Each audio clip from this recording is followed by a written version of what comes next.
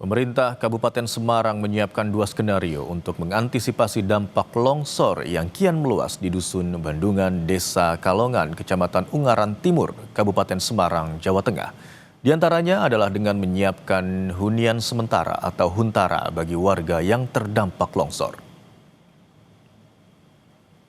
Longsor terus mendekati permukiman penduduk di Dusun Bandungan, Desa Kalongan, Kecamatan Ungaran Timur, Kabupaten Semarang, Jawa Tengah. Hingga saat ini, jangkauan longsor mencapai 1,5 km dengan lebar 250 meter dan ketinggian 62 meter. Pemerintah Kabupaten Semarang fokus kepada upaya penyelamatan warga, namun juga berharap longsor tidak semakin meluas. Pemkab menyiapkan 2 skenario untuk mengantisipasi dampak longsor. Pertama, menyiapkan rusunawa yang berada di Kelurahan Gedang Anak, Kecamatan Ungaran Timur untuk warga yang membutuhkan secara gratis. Skenario kedua, dengan membangun hunian sementara atau huntara di lahan milik Pemkab Semarang yang berada di Desa Kalongan.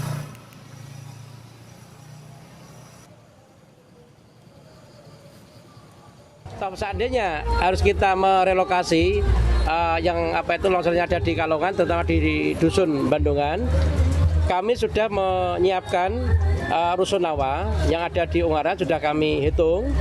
Ada yang kosong kurang lebih ada sekitar 54 totalnya. Baik itu nanti yang untuk keluarga maupun yang untuk yang masih lajang. Ini kita siapkan dulu seandainya terjadi. Kemudian seandainya jumlahnya banyak dan untuk rusunawa tidak mencukupi, kami ada tanah yang ada di wilayah Kalongan, Ungaran Timur. Luasnya cukup banyak, cukup luas, sekitar 2,6 hektar ini kami siapkan untuk huntara.